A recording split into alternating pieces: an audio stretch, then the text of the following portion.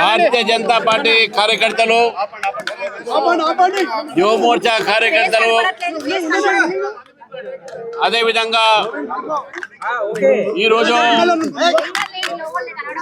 Bharatiya Janata party సంబంధించినటువంటి senior నాయకులు, మా ఎమ్మెల్యే పాల్వ హరీశ్రావు గారు, బసవలక్ష్మణ గారు, కాసం వెంకటేశ్వర గారు, అదేవిధంగా సీనియర్ నాయకులందరూ కూడా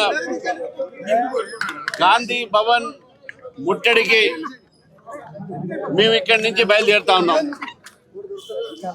రాహుల్ గాంధీ గారు ఒక leader of opposition, LOP parliament సభ్యులు. పార్లమెంట్లో కీలక సమావేశం జరిగిన సమయంలో ఆయన ఉండడు, వెకేషన్లకు పోతాడు.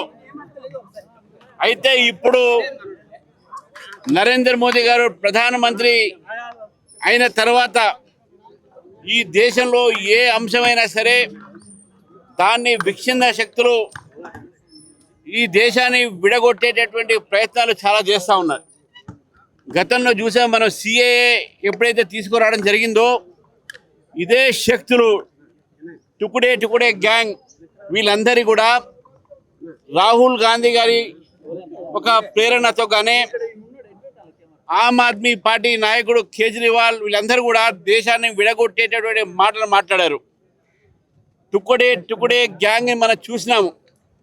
ఆ టుకుడే గ్యాంగే ఈరోజు కొత్త పేరుతో సిజేపీ అనే పేరుతో ముందుకు రావడం జరిగింది. ఆ ప్రదర్శనలో ఎవరు కూడా స్టూడెంట్స్ నీట్ రాసిన వాళ్ళు లేరు. అక్కడ వచ్చిన వాళ్లకు సగం మందికి నీట్ అనేటటువంటి ఏంది అని కూడా తెలియదు.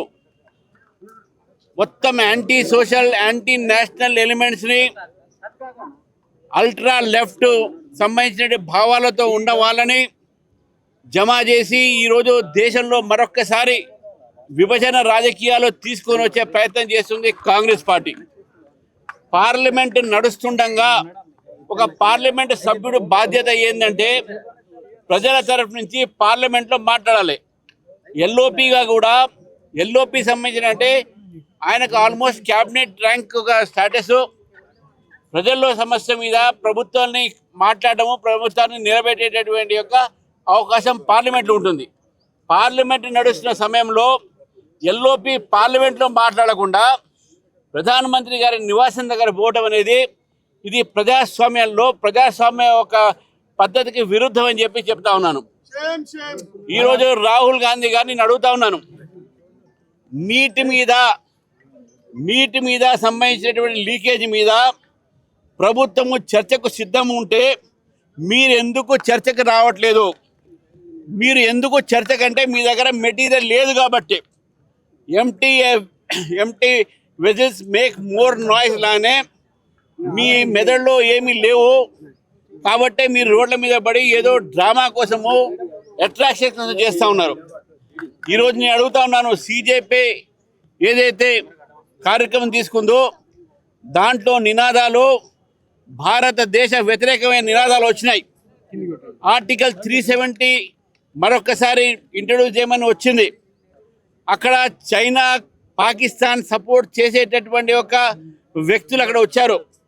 ఈరోజు వాళ్ళు సోనం వాంగ్చుక్ ఏదో వ్యక్తిని తీసుకొచ్చారు. గతంలో అన్నా హజారే గారిని ముందు పెట్టుకొని ఈ రకమైనటువంటి ఒక ప్రయత్నం చేశారు. ఇప్పుడు సోనం వాంగ్చుక్ని తీసుకొచ్చారు. ఈ సోనం వాంగ్చుక్ అని వాళ్ళ ఫాదర్ ఎమ్మెల్యే కాంగ్రెస్, ఈయన దేశ వ్యతిరేకంగా మాట్లాడాడు, చైనాకు సపోర్ట్ చేస్తా అన్నాడు, పాకిస్తాన్కి సపోర్ట్ చేస్తా అన్నారు.